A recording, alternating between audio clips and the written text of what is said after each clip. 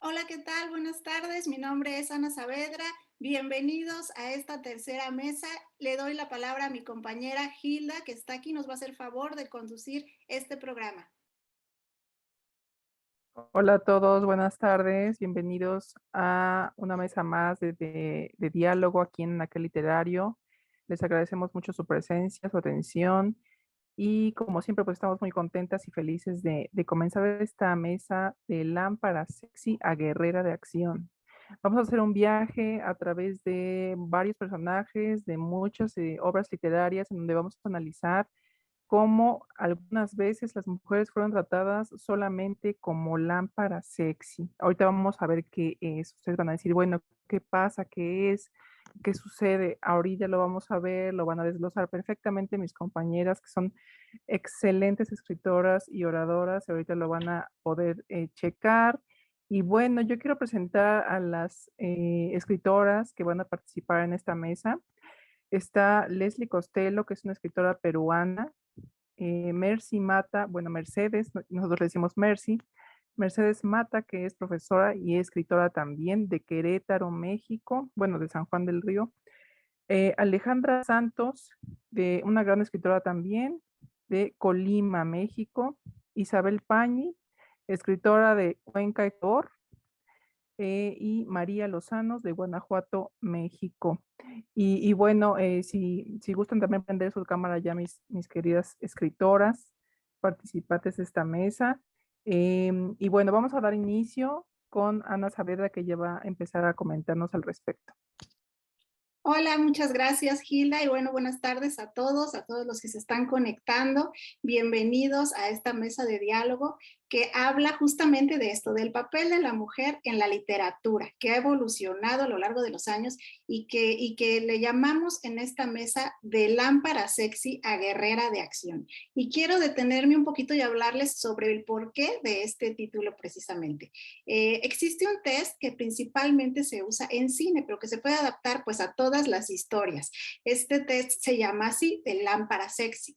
Fue creado por una guionista y editora llamada Kelly Sue DeConnick y básicamente dice lo siguiente: si a una historia nosotros podemos al personaje femenino sustituirlo por una lámpara sexy y no pasa nada en la acción sigue sin alterarse, bueno, pues ahí estamos en un foco rojo y algo que debemos prestar atención, ¿no? Piensen, por ejemplo, en estas historias en donde los personajes femeninos no hablan, no piensan, no actúan, no participan en la acción, no toman decisiones y están solo allí viéndose bonitas.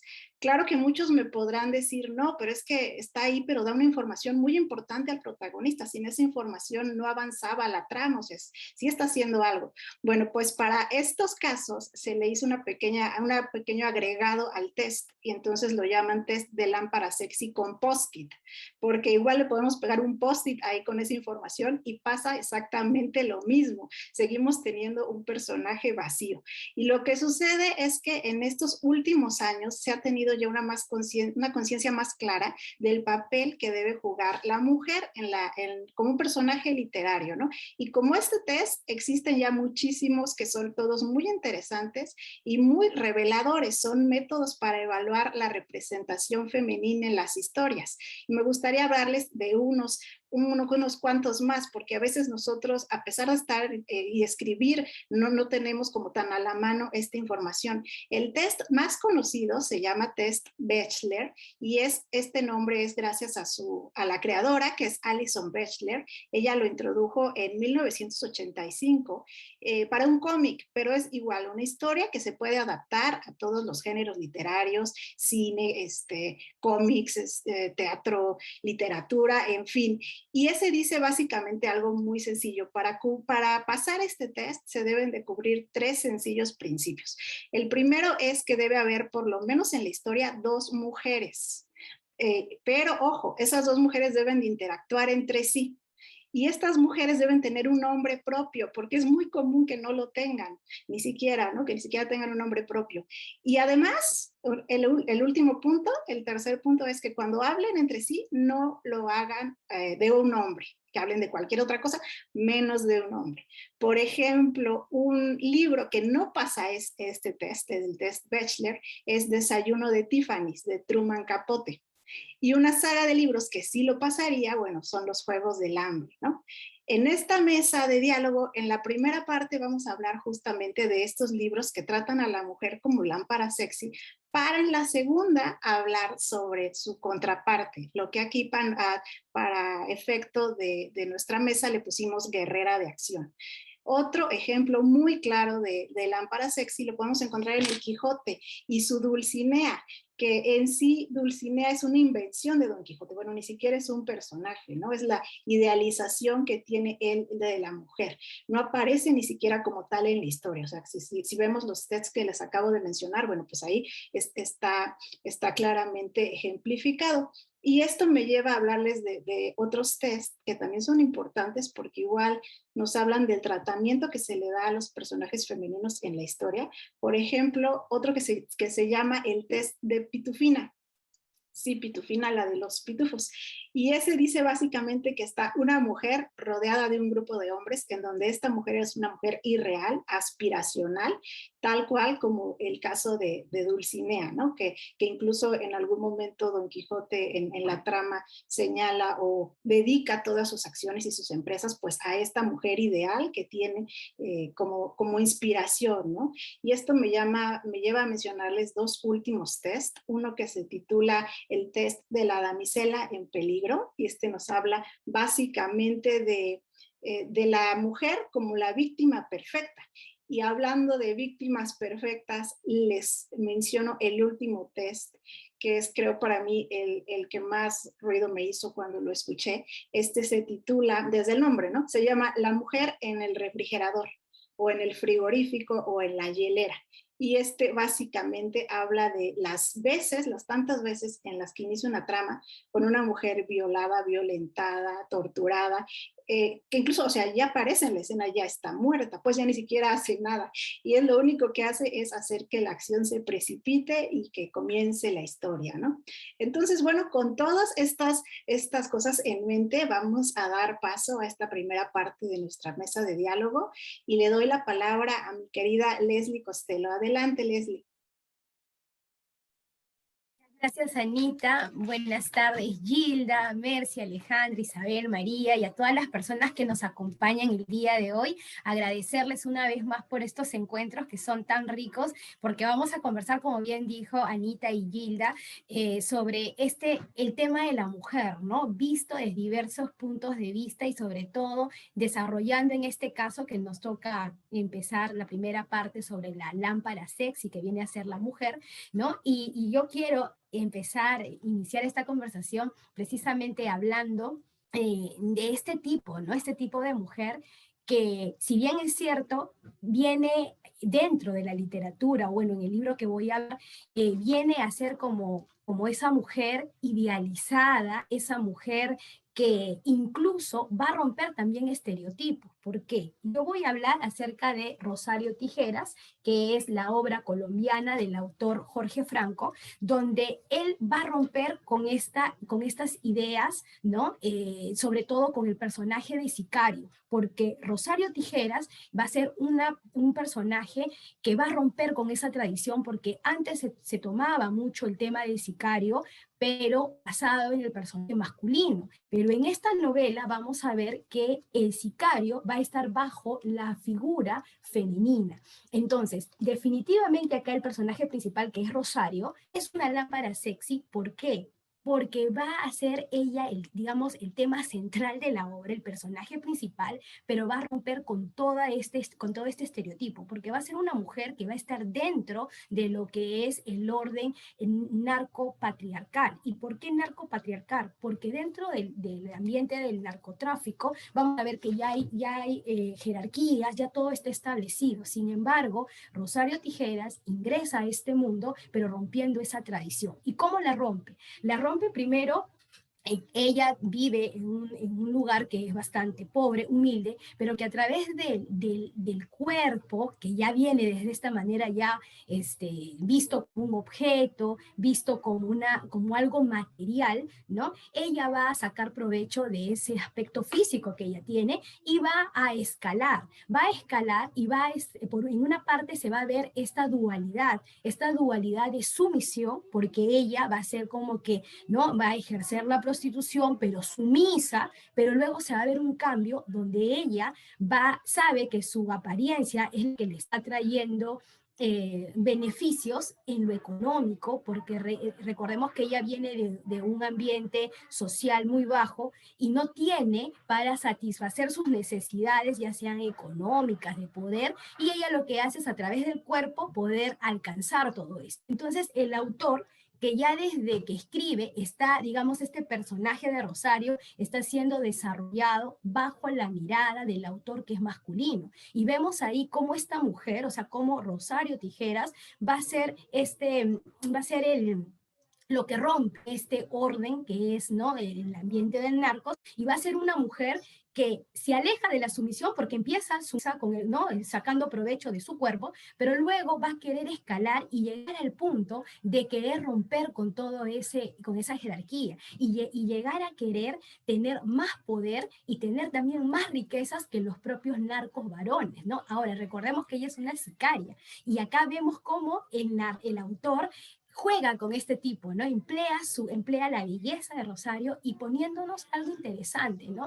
Hay una parte en el libro que menciona que, por ejemplo, los narcos hacían valer o hacían ver su posición presentando al costado a las mujeres, ¿no? Y las mujeres que acompañaban a los narcos no eran simples mujeres, eran mujeres bien, de repente con un aspecto físico bien producido, ¿no? De repente mujeres de caderas anchas, con enormes, abundantes bustos, muy esbeltas, o sea, tienen todo un prototipo que ellos van a imponer y que Rosario emplea dentro, ¿no?, de lo que tiene, de su aspecto físico, y lo va a utilizar. Entonces vemos acá cómo este mundo de narcos, este mundo delictivo, ¿no?, va a emplear y va a utilizar a la mujer para también poner dentro de este prototipo, ¿no? Entonces nosotros vemos acá en este personaje de Rosario Tijeras una mujer que por su aspecto físico llega incluso a tener, ¿no?, a lograr ciertos beneficios, pero también vemos que es una mujer que se aprovecha de eso y llega incluso a escalar, ¿no? Escala hasta querer o hasta pretender incluso llegar a más, ¿no? Entonces es interesante ver este modelo o este personaje, cómo es que nos retrata el autor de Jorge Franco en esta obra que es Rosario Tijeras, ¿no? Bueno, esa sería mi intervención hasta el momento. Gracias.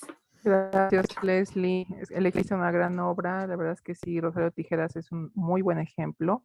Y bueno, ya seguiremos con este tema un poquito más adelante. Seguimos con nuestra querida Mercy Mata. Adelante. Gracias, Gilda. Bueno, pues antes que nada un saludo a mis compañeras de la mesa.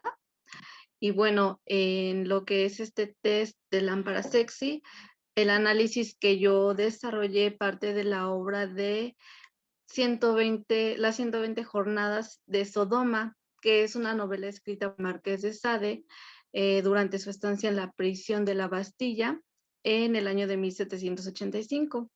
En esta obra, Sade narra las orgías que planearon 4 libertinos en el castillo de Silin, las cuales pues van desde los simples placeres no violentos y van escalando hasta llegar a asesinatos, siguiendo 4 secciones, un poco parecido al estilo de El infierno dantesco. Esta obra pues fue desarrollada en un contexto europeo y desenvuelve pensamientos neoliberales frente al abuso de lo que fue el poder por parte de la burguesía de aquel tiempo. Esta obra nos presenta 4 personajes femeninos. Estos personajes son conocidos como las historiadoras. Es interesante y lo que más reflexioné fue observar cómo dentro de esa explosión de apertura que da Sade con sus obras al abordar temáticas de género y de sexualidad en ese tiempo, en ese contexto, pues, ¿cómo es que no brinda un plus a esos personajes femeninos? ¿Y cómo los encasilla en un solo rol? El rol de estas historiadoras no pasa más allá de narrar, pues, relatos pornográficos, sexuales, personales, para estimular el deseo y la imaginación de señores, obedecer a las indicaciones que ellos dan y que solicitan específicamente.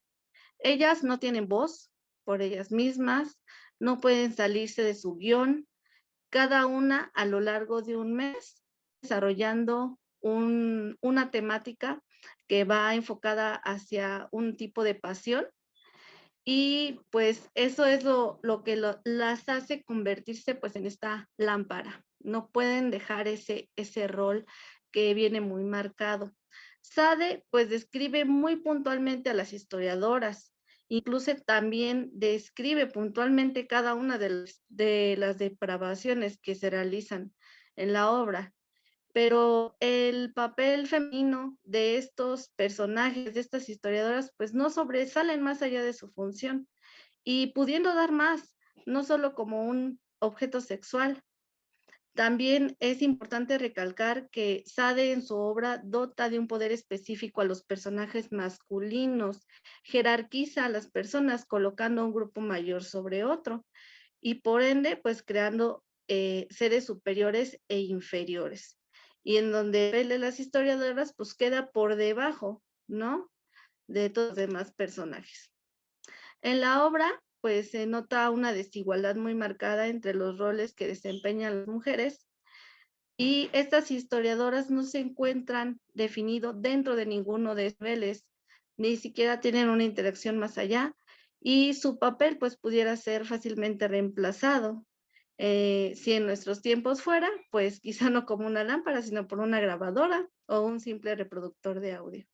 Entonces esa es la postura que tiene estas historiadoras, estos personajes femeninos en la obra del Marqués de Sade. Gracias. Gracias, Mercy. Pues sí, muy cierto. Ya hay que cambiar la lámpara por los tiempos, ¿verdad? También puede ser un buen ejemplo. Y bueno, seguimos con la participación de Ale Santos. ¿Sí me escuchan? Ok. Pues buenas tardes y pues un gusto hablar de aquel. Gracias, Anita, por encargarse de todos los detalles técnicos y gracias a mis compañeras por estar aquí.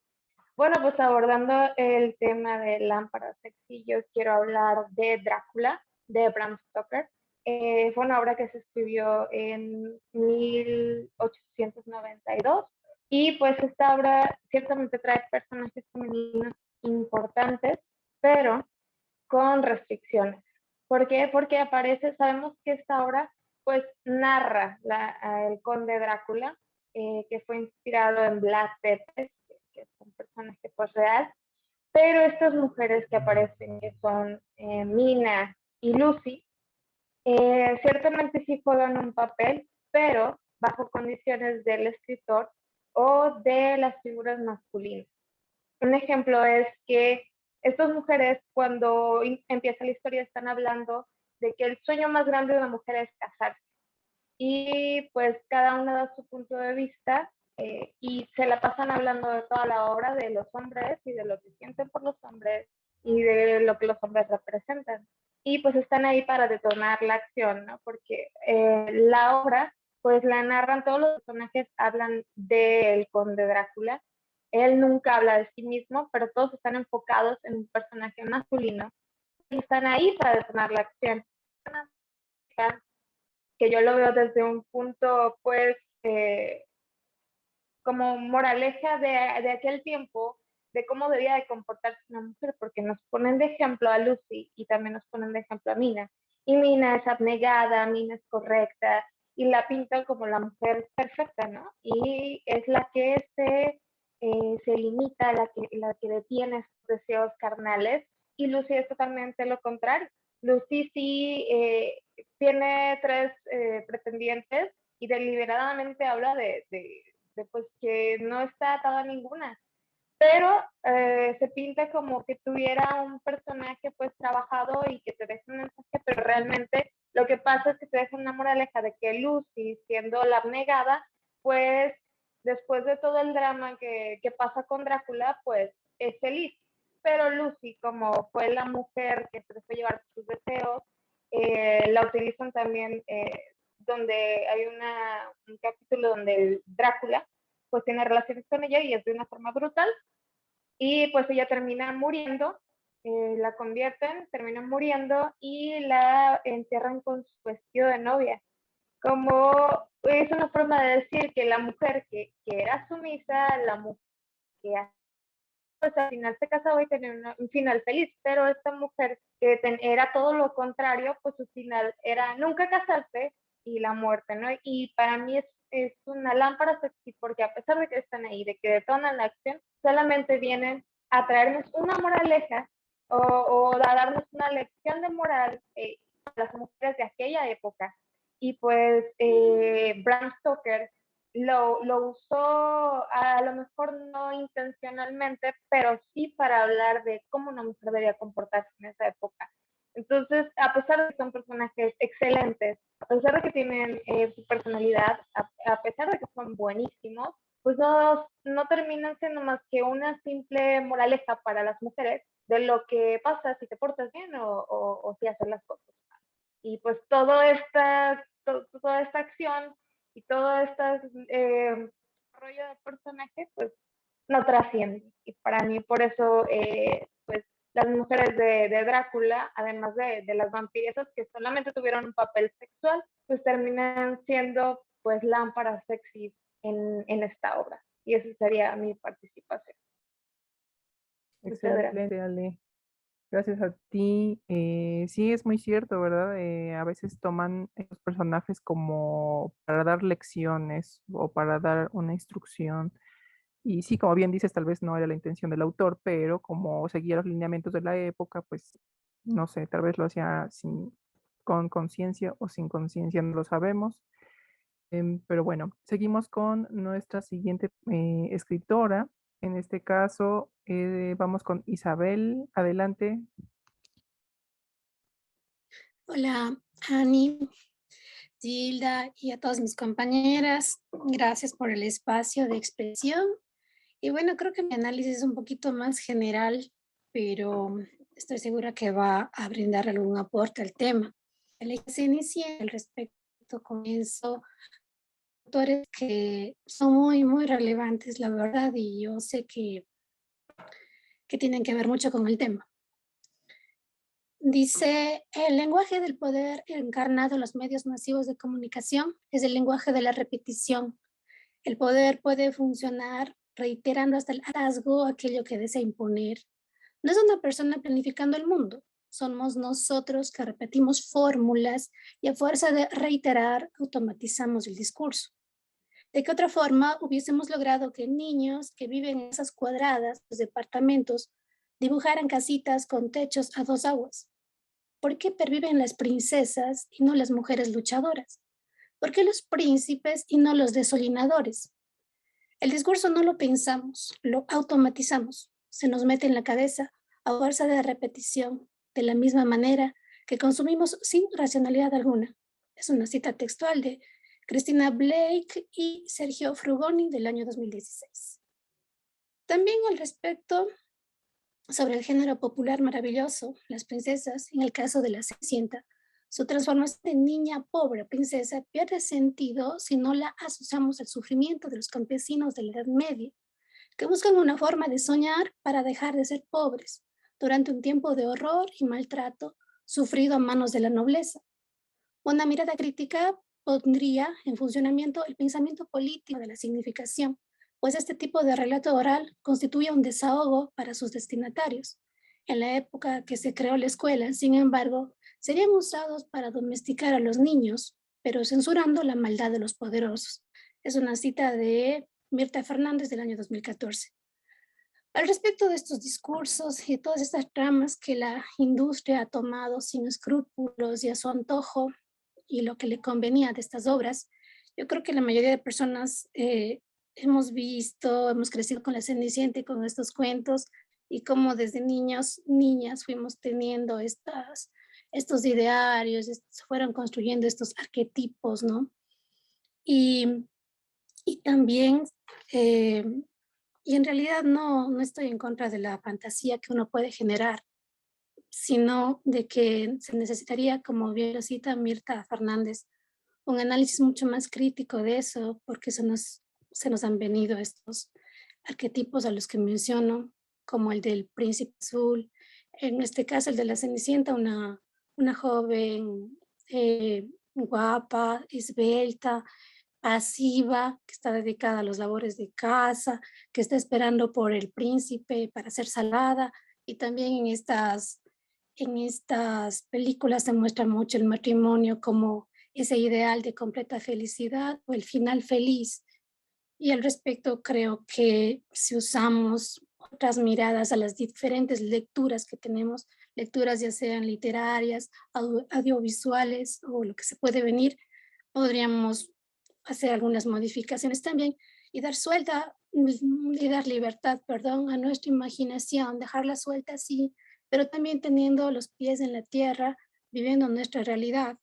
Porque si bien es cierto, estos cuentos fueron creados de unas épocas muy duras, y también no es que hoy en día nosotros no vivamos algunas cosas con corrupción, violencia, machismo, etcétera, etcétera. Entonces, más bien sí apelo mucho a la imaginación, pero también con los pies en la tierra. Ese es mi aporte en esta primera parte. Excelente, Isabel, gracias por tus comentarios tan acertados con respecto a la Cenicienta y este tipo de obras, ¿no? Y bueno, vamos a seguir con Frida María Lozano de Guanajuato, México. Adelante. Hola, buenas tardes. ¿Sí me escucha? Sí. Buenas tardes y gracias por la invitación, Anaquel Literario, por hacer esta mesa de diálogo. Yo les voy a poner en lámpara sexy a lo que es a la Güera Rodríguez. Yo me basé en el libro de Arrebatos Carnales 2, ¿es este? De Martín Moreno. Es el segundo volumen, es una trilogía de tres libros. A mí me llamó mucho la atención este tipo de libros porque en su tiempo fueron como muy de moda, porque hablaba de personajes de la historia, pero ya en cuestiones más así como de subidos de tono, ¿no? Como lo dice el nombre, ya como mezclado lo que era cuestiones de la independencia o personajes de la historia a cuestiones de sus amoríos, ¿no? Yo escogí a la Güera Rodríguez porque personalmente pues no la conocía. Entonces me llamó mucho la atención la manera como la describen.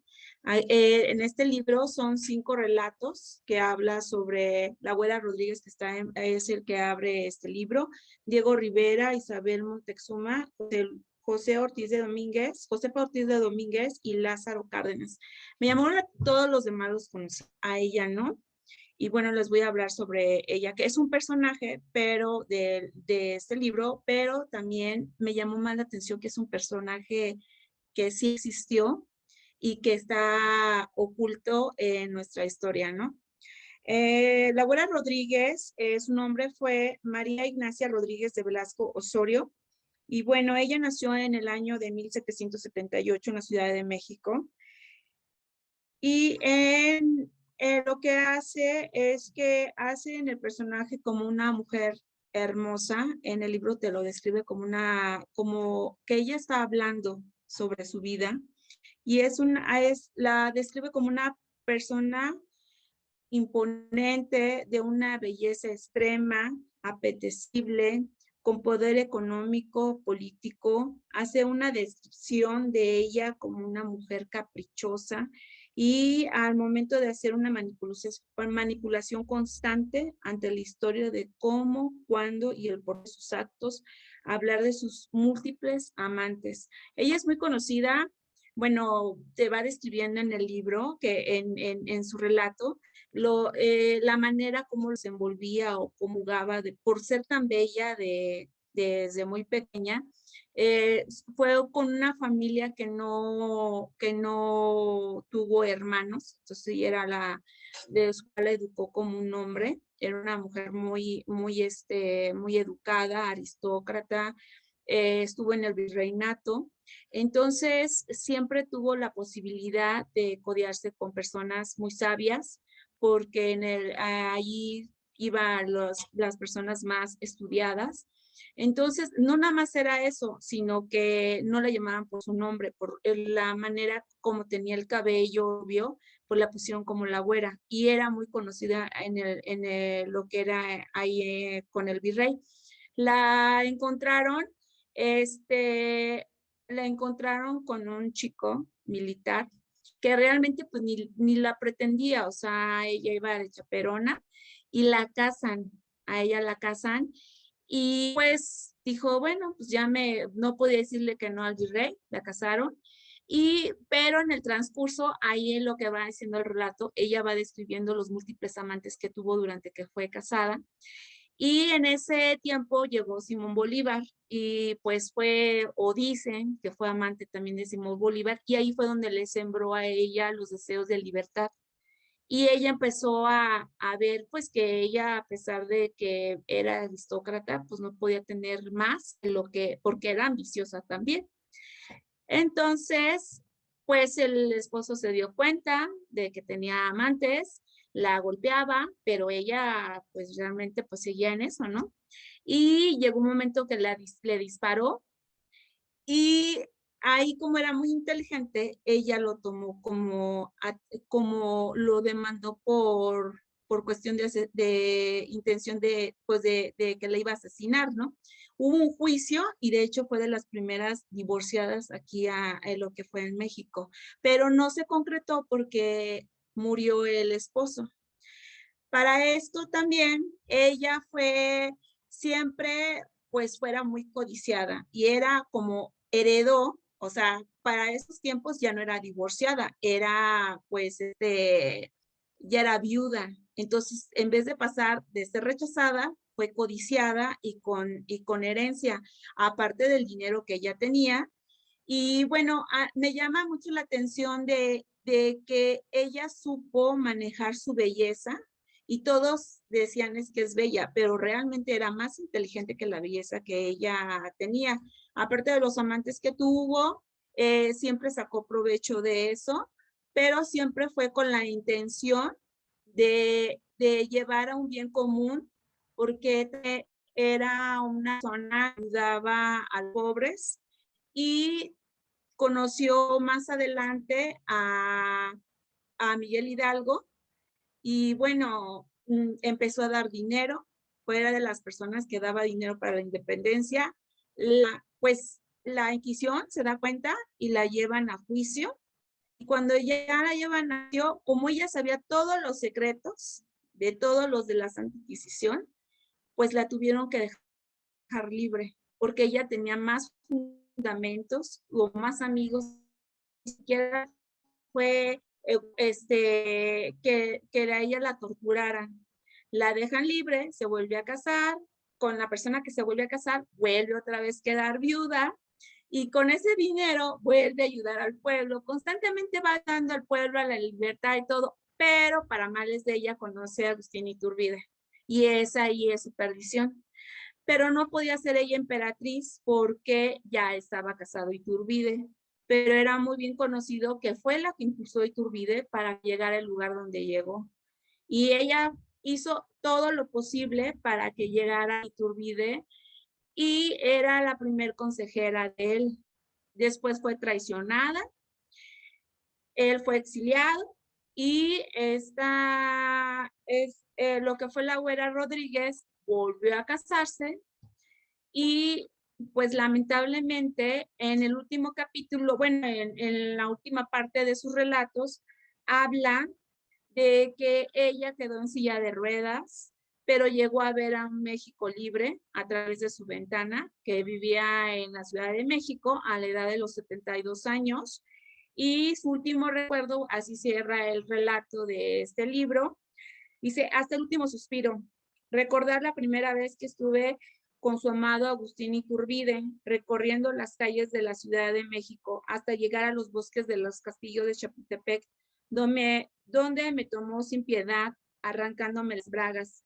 Me abrió el vestido, me besó, me chupó, me embelezó, me escupió y me hizo agradecida por tener la memoria necesaria para recordar lo feliz momento que había sido mujer por primera vez, que realmente fue la persona que ella amó, pero nunca se casó con ella. Y lamentablemente, pues, no nada más es un personaje de un libro donde describen arrebatos carnales de la historia, sino que ha sido un personaje real que siempre ha sido oculto y gracias a ella se tuvo una lucha por la independencia. Esa es mi aportación.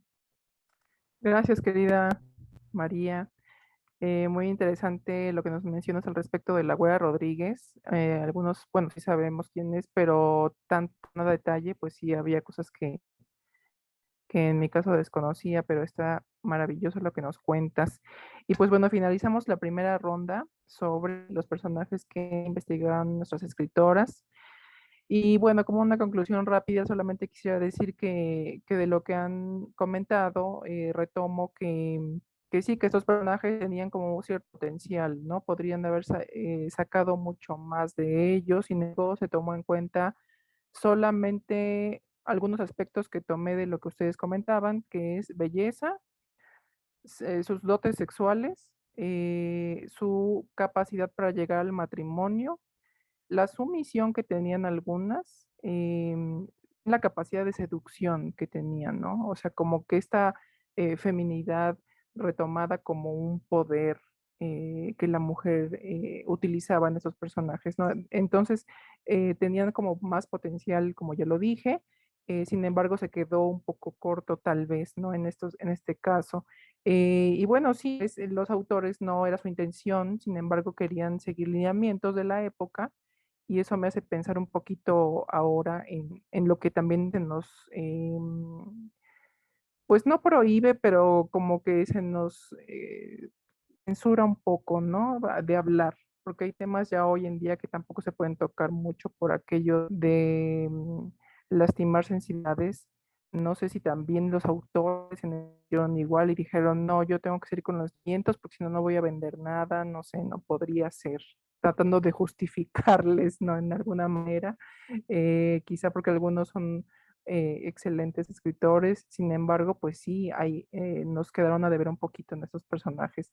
Pero bueno, y sí, como bien dice también Isabel, pues la industria perpetúa arquetipos, ¿no? O sea, estas películas de Disney, ya menciona Cenicienta, sin embargo, también yo me iría un poco más a La Sirenita. La Sirenita me aterra, me aterra a mí, porque eso de que vendió la voz y firmó un pacto ahí con esta mujer malévola y luego se queda sin piernas, o sea, dices, Dios mío, cambia el agua por la tierra, me da como algo esa historia, pero bueno, es lo que siguen todavía en nuestros niños observando. Pero bueno, esas son muy a grandes rasgos mis conclusiones, para tampoco tomar tiempo valioso para que ustedes sigan participando. Y bueno, pues continuamos con la ronda número 2 y nuevamente le doy la palabra a nuestra querida Ana Saavedra. Muchas gracias, Gilda. Y bueno, ya acabamos de ver esta sección de la lámpara sexy y ahora comenzamos, como bien dices, a la que titulamos en esta mesa Guerrera de Acción, ¿no? Pero ahora porque a lo mejor ustedes se preguntan, como yo me pregunté en su momento también, y los que nos están escuchando, ya vimos todos los puntos en cómo se retrata a una mujer y donde como este personaje femenino nos queda a deber, ¿no? No nos está diciendo toda la grandeza, no está hablando propiamente como podría, y bueno, y entonces como escritores, ¿qué herramientas tenemos a la mano para crear un personaje femenino que sea lo contrario a la lámpara sexy, ¿no? Y bueno, para eso voy a usar mi intervención y les voy a hablar sobre algunos test que también existen ya para hacer lo contrario, para evitar la lámpara sexy y para hacer una mujer, pues ya que represente más a estas épocas también, ¿no? Uno de esos test se llama el test de Tauriel, Tauriel sí es un homónimo del personaje del Hobbit, de la desolación de Smaug, de este libro maravilloso de Tolkien, en donde este es un personaje, pues es un personaje fuerte, es un personaje que lucha, que es bueno en su trabajo sobre todo. Y este test menciona eso, menciona que este personaje femenino debe ser sobre todo buena en lo que hace, aunque luego hubo alguna actualización y le pusieron ahí como que también, además de ser buena en lo que hace, no debe dejar todo por irse a perseguir a un hombre, ¿no? Entonces, esa fue como un pequeño ajuste que hicieron al test. O sea, sí, un personaje femenino que sea buena en lo que hace, pero que no esté pensando en dejar su vida, su carrera, su familia, simplemente por en la historia ir detrás de un hombre. Y bueno, para pasar este test de Tauriel tenemos que tomar en cuenta cuántas mujeres participan en la historia y cuánto diálogo tienen en la trama, que también es algo importante. Otro test que quiero mencionarles el día de hoy se llama de fuerza relativa. Y ese, bueno, hemos escuchado muchas veces, es más, aquí también lo hemos también dicho, este paradigma de que ahora la mujer y los personajes femeninos tienen que ser una mujer fuerte, ¿no? Pero eso hace que muchos críticos y guionistas estén empeñados en creer que la fuerza solamente es en términos físicos, que la mujer debe ser igual de fuerte que el hombre, que debe de tomar la misma cantidad de cerveza, que debe de ser igual de agresiva que el hombre. Y aquí es donde surge este test de fuerza relativa, porque bueno, de hecho fue desarrollado por Carol Chacón en el 2001 para el New York Times. Ese dato se me había olvidado contarles. Y aquí destacan que las protagonistas sean sí fuertes, pero no físicamente, no necesariamente físicamente, que tengan características realistas, que no estén escritos en la visión de fuerza masculina, sino en las virtudes naturales que de por sí tiene una mujer, ¿no? Y para un ejemplo muy, muy claro, porque es como muy conocido, es el caso de Hermione, la compañera de Harry Potter, en donde si vemos, bueno, este personaje pasa los dos tests que les acabo de mencionar, es buena en lo que hace y tiene esta fuerza relativa, porque además es un personaje genuino, es un personaje que tiene una historia, un pasado, miedos, que va cargando toda sus pasiones también, que hacen que sea buena en lo que hace, en lo que estudia, le gusta estudiar, y todo es como que forma un personaje sólido, que acaba siendo en este caso, una bruja fuerte, pero no estamos hablando pues en términos de fuerza física, ¿no? Y también sobre esto hay otro test muy interesante que me encontré hace poco. Este test es desarrollado aquí en México, se llama Papaya View, test Papaya View, inclusive está registrado, inclusive pueden todos acceder a él, buscarlo en internet, porque viene como un tipo tabla de evaluación. Este test está hecho principalmente para teatro. Se los voy a compartir en pantalla por si lo alcanzan a ver si lo alcanzan a ver, sino bueno, de todos modos, sino para que luego lo busquen. Este básicamente nos ayuda a crear o a pensar en que nuestra historia esté equilibrada, esté balanceada en este lado femenino, con esta representación femenina. Aquí van a ver en los puntos que habla de equipo técnico y departamento, bueno, porque también ahí es donde quieren ya incluir, como les digo que se desarrolla para teatro, incluir a que parte de las que trabajan en escenografía, pues que también sean mujeres, que las que trabajan en vestuario, que los que trabajan en sonido y esto. Pero tiene puntos muy importantes. De hecho, aquí, si pueden ver, tiene su leyenda cero. Si la historia no pasa a esa leyenda cero, ya está fuera. O sea, no, automáticamente no puede continuar con el test. Tiene que cubrir esa leyenda cero que dice que debe de aparecer al menos una mujer no incidental en la trama, que tenga un nombre propio, que tenga diálogo y que interactúe. O sea, si no cumple todos estos puntos importantes, ya está fuera de esta evaluación. Y todos los demás pasan el test cumpliendo 5 de ellos.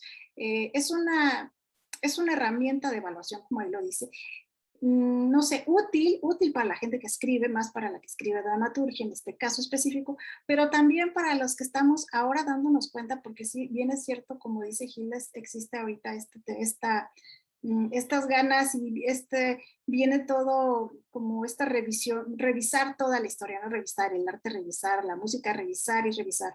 Pero hay ciertos puntos en donde creo que sí es necesario, inclusive esto mismo que estamos haciendo una revisión de la literatura desde otro punto de vista que antes, como bien mencionaban, pues así se usaba, no había otra manera, no estaban participando mujeres o poniendo su opinión al respecto.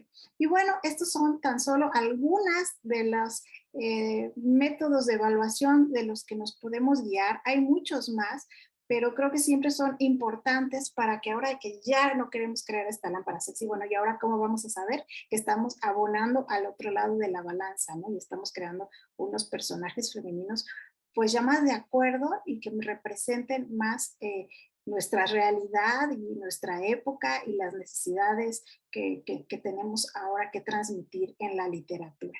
Y bueno, pues muchas gracias por vernos y por dejar sus mensajes en nuestra página.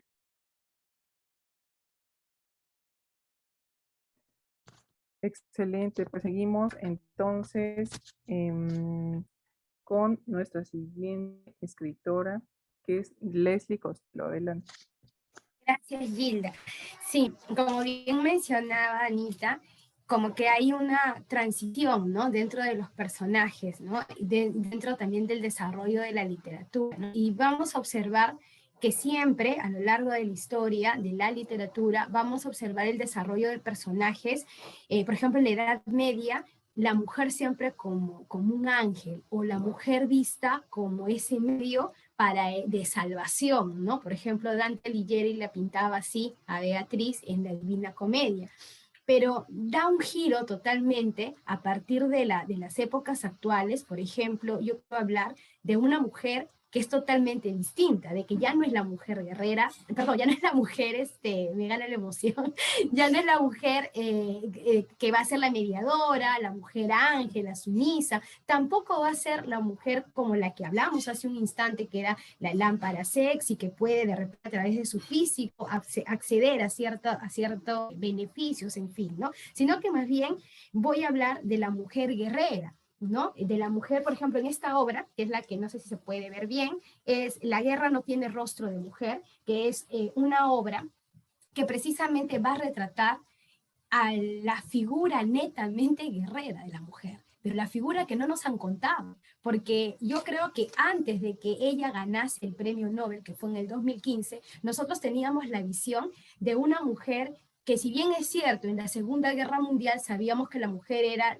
aquel ser que de repente había sufrido, era la que tenía que trabajar, ¿no? Porque el esposo o los hombres de la casa tenían que salir a la guerra, y ella era como que se quedaba en casa. Pero aquí, gracias a esta autora, que es Svetlana Alexievich, no, ella nos muestra verdaderamente el rostro de la guerra, y nos muestra que hubo mujeres que participaron en esa guerra como francotiradores, como combatientes, como aquellas mujeres que agarraron un tanque y se fueron a la guerra. Pero más allá del personaje netamente guerrero como el que estamos viendo, también ella desarrolla a través de la voz de las protagonistas, porque si bien es cierto, ella es periodista y lo que hace es, a partir de relatos, plasmar en esta obra lo que ellas pensaban, lo que ellas sentían, ¿no? Ella también nos muestra una mujer que va dejando ese tema de sumisión, todo ese tema, ¿no? De que yo soy mujer, soy el sexo débil, ¿no? Yo soy frágil, para nada, al contrario. Ella va a mostrar a una mujer que, si bien es cierto, por la, digamos, ¿no? En comparación de fuerza con un hombre, bueno, el hombre es superior en fuerza, pero va a mostrar a una mujer que se va a comprometer también con la patria, una mujer que se va a comprometer también con la familia, una mujer que creo que, como muchas en la actualidad, creo que hoy en día las mujeres en todos los aspectos somos guerreras, ¿no? Desde el simple hecho ya de trabajar, el simple hecho de, ¿no? De estar del día a día, yo creo que somos guerreras en ese aspecto. Y la autora muestra no solamente, como digo, el personaje de la, digamos, guerrero, en todo el sentido de la palabra, sino también aquella mujer que va a lidiar tema familiar, que tiene que dejar a su familia por ir también a luchar por un sueño, por entregar su vida, por defender su patria. Y es una historia que verdaderamente nosotros de repente, lo digo, ¿no? Por ejemplo, en mi caso, yo le he conocido a partir del 2015, porque gana el Nobel, pero este libro sale en 1983, o sea, ya en 1983 ya estaba esta historia, y hay muchas historias que nos muestran a una mujer combatiente, ¿no? Y una mujer que mientras dura la guerra va a sacar toda esa rudeza, esa fiereza por demostrar que ella también puede y que también puede ella hacer frente al otro, ¿no? En este caso a las tropas alemanas. Y miremos una mujer que, si bien es cierto está ya dentro de la guerra, también va a sufrir ciertos acosos, porque es una mujer que está frente o que está alrededor de hombres, que también compañeros suyos rusos, pero también al oponente, que son los alemanes, ¿no? Entonces, la autora acá retrata y decía: cuando yo conozco las historias de guerra, yo no las conozco a través de las voces de los hombres, las conozco de las voces de las mujeres, ¿no? Cosa que no se ve en las bibliotecas, los libros, solamente están los héroes, ¿no? Y donde seres femeninos también lucharon, que también se fueron a la guerra y que tienen también todo un pasado y que han hecho mucho, ¿no? Luego de la guerra, estas mujeres que estuvieron tal igual con los hombres, ¿no? Contra los alemanes, terminan y regresen a ese nivel de que les otorga la sociedad. ¿Y cuál es ese nivel? Ese rol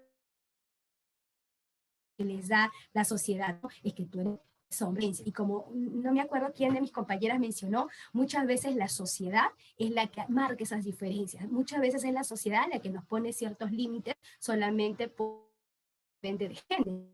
En realidad no debería de ser. Voy a terminar mi intervención simplemente diciendo de que en otros más, la mujer no solamente ser o desarrollarse como un personaje, no ángel o de repente, ¿no? A través de su aspecto físico, sino también por la fuerza, como todas las que somos fuertes y aguerridas, ¿no? Muchas gracias por mi intervención. Que elegiste, Tlana Alex, ganadora del premio Nobel, y sí, o sea, yo creo que como ella es periodista, incluso yo creo que fue pregunta, es que ya no se imagina, va y pregunta a las mujeres, ¿no? O sea, no, no, también se imaginan, ¿no? Pero ella va, se mete, investiga, ¿no? Entonces, gran elegiste, Leslie. Gracias por traernosla y recordárnosla en esta mesa. Y bueno, pues seguimos con Mercy Castillo. Bueno, pues en este caso, ahora que estamos abordando a las guerreras de acción, pues yo les voy a hablar acerca de uno de mis personajes favoritos, que es Emilia Sauri. Emilia Sauri se desarrolla en la novela de Mal de Amores de Ángeles Mastretta. Esta obra pues se desarrolla dentro de un contexto mexicano en la época de la Revolución Mexicana. Es una época de cambios, pero que todavía se vienen muy marcados lo que es el rol de la mujer, ¿no? De la mujer mexicana sobre todo. Sin embargo, en la trama de esta obra de Mastretta, pues se desarrolla el personaje de Emilia, en donde ya se comienza a visualizar un postmodernismo, porque desde que el padre comienza a criar a Emilia, empieza desde ahí esa ruptura, ¿no? Generalmente son las mamás mexicanas las que se encargan de la educación. Y en esta obra es el papá el que comienza a romper con estereotipos de aquella época. Comienza a criar a Emilia con algo muy importante, que es el que desarrolle esa capacidad de pensar y de expresarse por sí misma. Emilia Sauri en la novela es una mujer que rompe con toda norma social, que lleva a cabo su vida sin regirse por las imposiciones sociales. No sigue las normas tradicionales, pero de hecho todo lo que es la familia Sauri está marcada, ¿no? Está marcada con ese pensamiento progresista en cuanto a las ideas de la sociedad mexicana, que para ese momento pues era una sociedad conservadora, ¿no? Y sobre todo por lo que estaba sucediendo en el contexto de la revolución. Mastretta no muestra un ejemplo de la mujer mexicana común, como lo hemos leído en otras novelas, sino que recrea a una mujer de cambio, que se atreve a soñar con su edad. Incluso también respeta los roles masculinos. Sin embargo, dentro de la novela aparece la problemática, pues, del amor, ¿no?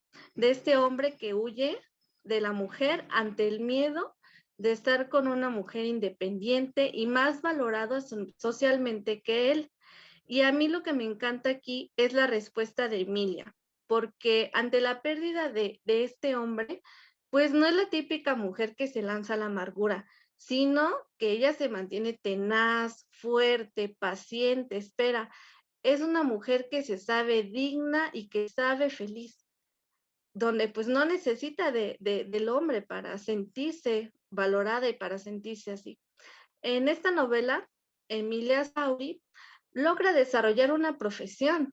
Entonces es interesante ver cómo dentro de un contexto de la Revolución Mexicana, una mujer desarrolla una profesión y también vive de esa profesión.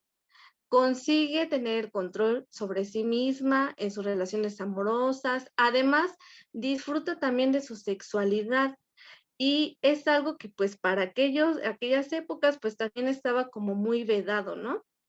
Y comparándolo, por ejemplo, con la primera novela que hablé de Sade, pues aquí se ve más el papel de la mujer implícito en la sexualidad. La mujer no como un objeto sexual, sino un ser que siente, un ser que ama, que se entrega y que también disfruta de su placer. Emilia pues toma sus propias decisiones, no es sometida con los hombres que ama, incluso es muy interesante la postura que da en cuestión de política, los pensamientos y la crítica, siempre buscando una lucha constante por los derechos de las mujeres, de la sociedad de su época y la búsqueda de la equidad de género. Los invito a que lean esta novela si no lo han leído. Sería mi participación y muchas gracias a Anaquel Literario por seguir invitándome y a expresarnos en estos espacios. Gracias, querida Mercy. Claro que sí, siempre tienes las puertas abiertas aquí para comentar lo que tú quieras. Y sí, claro que sí, tomaremos tu invitación para leer esta novela tan interesante que nos has comentado. Y bueno, seguimos con nuestra siguiente participante que es Ale Santos, por favor. Ok. Bueno, pues en esta segunda intervención yo quiero hablarles de Carmila, que es una obra de Sheridan Le Fanu. Es algo muy interesante porque yo abordé el terror gótico y pues Drácula no fue la primera novela. Hubo una antes, fue la que inspiró a Drácula, se llama. Ambos escritores eran irlandeses, cabe mencionar, y tiene 25 años de diferencia entre una y otra. La diferencia en estas dos novelas, en cuanto a sus personajes femeninos, son que Sheridan Le Fanu aborda a Carmila, la protagonista, y a Laura, que es la que narra la historia. Les comentaba que en Drácula, pues todos escribían sobre Drácula. En esta obra, Laura es la que escribe sobre Carmila. Laura que cuenta de Carmila. Carmila es una vampira fuerte, muy decidida, y llega con Laura por parecía un accidente. Llega una noche, su carruaje se estrella, el chofer se muere y Carmila está inconsciente. La mamá de Carmila, que es un personaje también sumamente fuerte, la dejan encargada con el papá de Laura. Qué extraño, ¿no? En medio de la noche, pues se estrella y dejas a tu hija con la primera familia que encuentres. Deja a Carmila ahí y bueno, se va desarrollando este personaje y pues descubrimos que Carmila pues, es una vampira muy fuerte de la familia Karnstein, perdón, y pues su personaje se empieza a desarrollar con una relación que tiene con Laura. Carmila es arrebatada. En estas dos obras de Drácula y de Carmila, los vampiros tienen este amor obsesivo, pero Carmila, a pesar de que es fuerte, es decidida, también es una asesina, mata a sangre fría, tiene sentimientos por Laura y está obsesionada con Laura, y Laura recuerda que ella la vio cuando era una niña, entonces ha perseguido a Laura desde hace mucho tiempo, y pues empiezan a desarrollar una relación. Sheridan Le Fanu pues es un escritor varón, 25 años antes que Drácula, y lo escribió de una forma detallada, precisa, esos encuentros que ellos tenían. Y pues me pongo a pensar, ¿no? Que la evolución no solamente viene a través del tiempo, sino la evolución viene del pensamiento. Hay una frase que dice: la evolución es cambiar de respuesta, pero la revolución es cambiar de pregunta. Entonces, este hombre trabajó estos dos personajes fuertes, decididos, personajes que se desarrollan de una forma espectacular. Hay tres mujeres importantes: Laura, Carmila y la institutriz de Laura, porque su mamá había fallecido, y pues entre esas tres mujeres interactúan. Los personajes del papá de Laura, del doctor, son secundarios, y pues ellas interactúan y nos deja pues una situación bastante buena, porque Sheridan Le Fanu habla de la sexualidad, ellos tienen una relación, pero lo habla de una forma natural, de una forma preciosa, y pues eso es 25 años antes que Drácula, y la pregunta es ¿por qué no ha tenido tanta fama como es Drácula? En un mundo pues lleno, donde el varón es el que sobresale, pero pues este también era un varón, pero escribía de mujeres. Estos dos personajes son preciosos, te deja pues la libertad sexual, ninguna pensaba en hombres, en casarse, ellas solo querían disfrutar.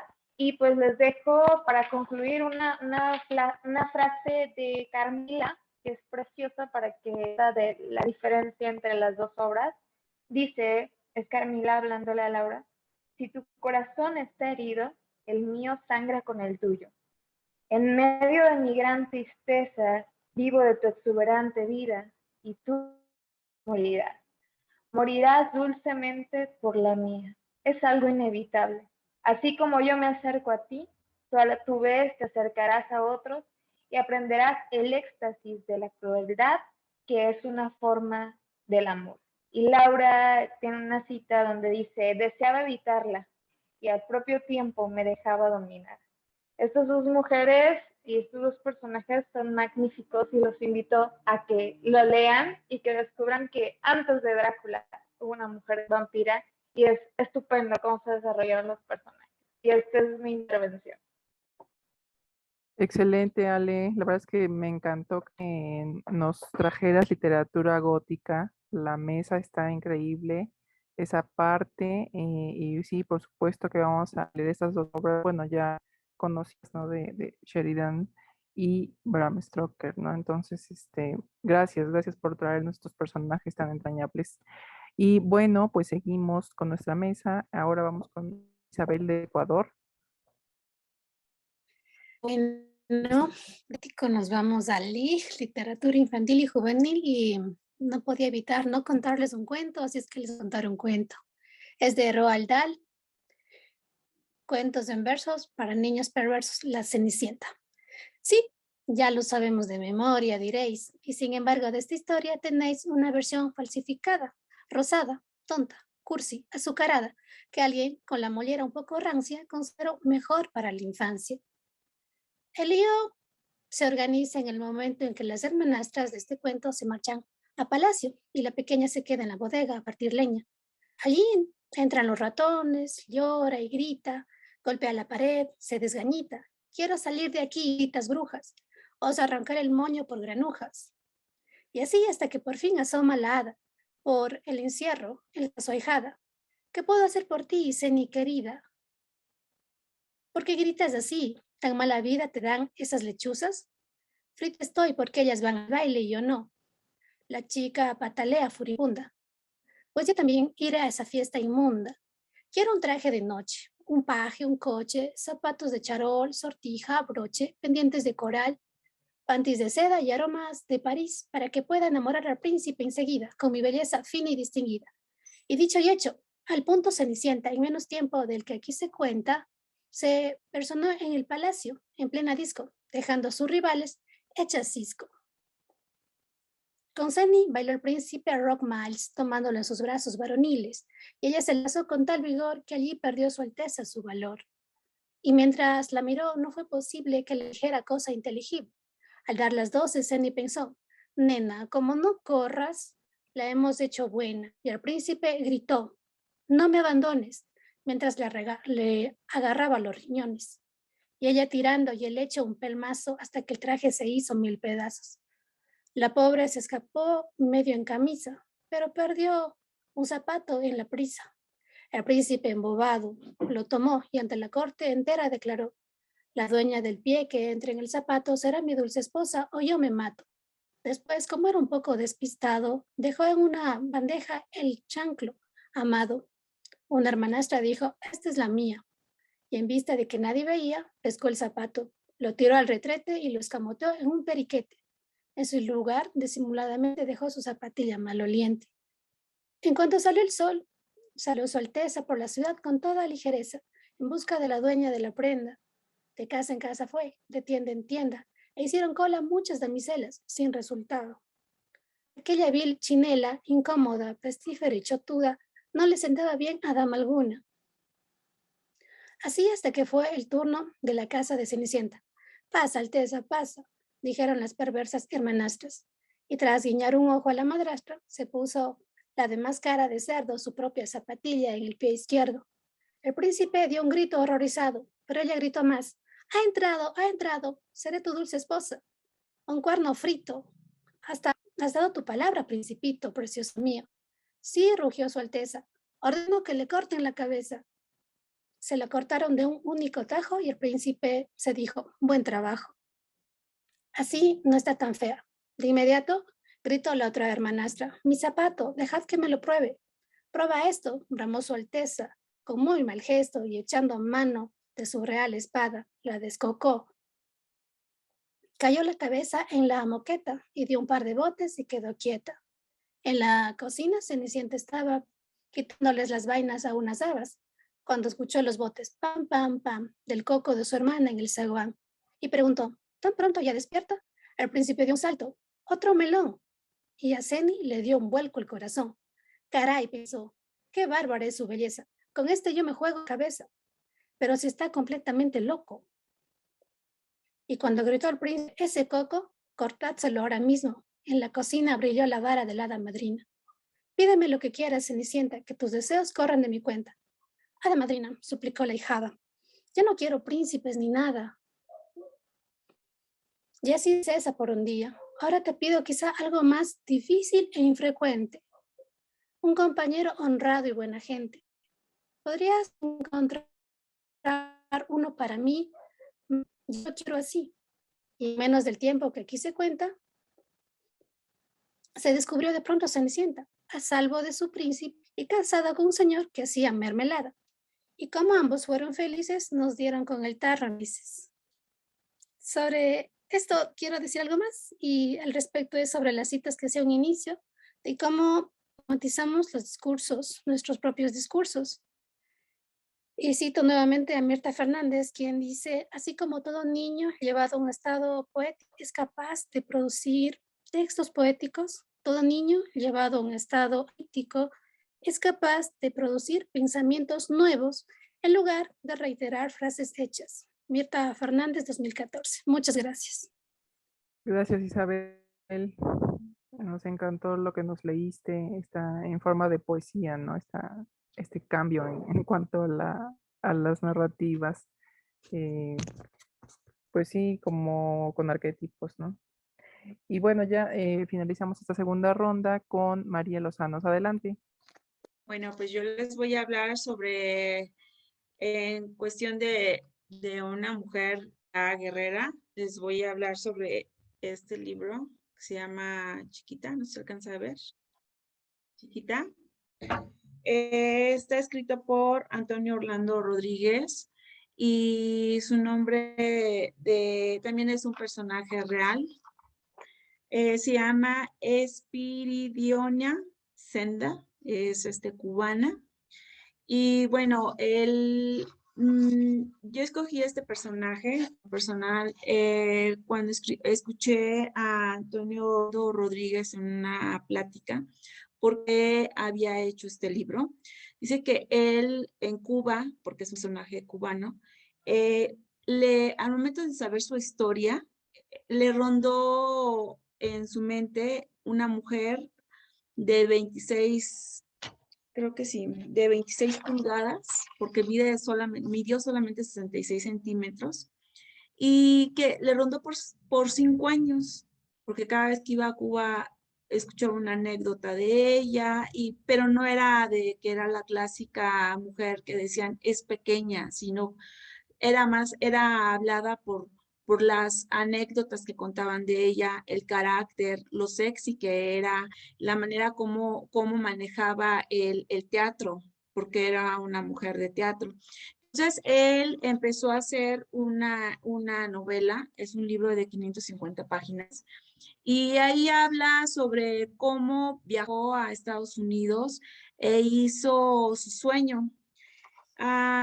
Es una novela, una de lo que hablan sobre este libro, porque fue un premio Alfaguara del año 2008.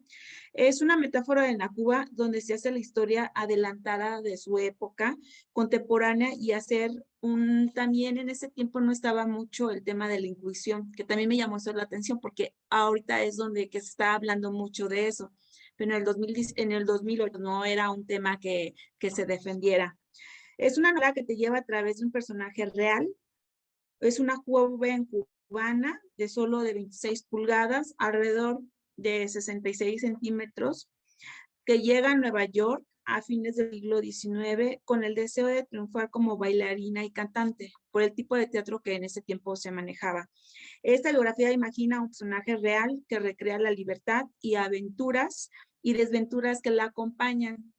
Porque en el libro lo que te va narrando es sobre una cofradía secreta, porque lo te va diciendo es